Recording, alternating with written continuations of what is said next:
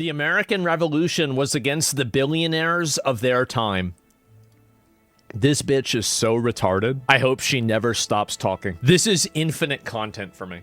The American Revolution was against the billionaires of their time. And we are declaring independence from such an extreme marriage of wealth and power and the state.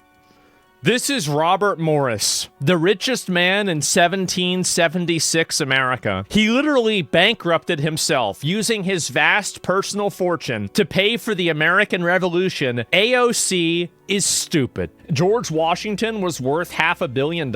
Is this true? $525 million today. George Washington was a fucking pimp. Peak estimates for Jefferson range between $200 and $285 million today. So these guys were absolute ballers. This entire LARP is based off of bullshit. The American Revolution was against the billionaires of their time. It was the organizing of Black Americans that turned America into a full democracy. These guys literally risked their entire fortunes and they went up against the strongest empire in the world and they won. Just so 250 years later, this stupid girl can go around and talk about how, no, actually, they were on her side. I wonder what George Washington and Thomas Jefferson would have thought about her. And so it's actually the most American thing in the world for us to be fighting for the working class. Nothing helps the working class more than importing in millions of illegal aliens that are going to take their low-skill jobs. Seems so obvious. The United States outperformed the rest of the developed world in terms of how we weathered the COVID pandemic. I don't even know if that's true. One of the only reasons was because of immigrants. What the fuck do immigrants have to do with COVID? Why is this a round of It doesn't even make sense. Our healthcare system stands to collapse without immigrants.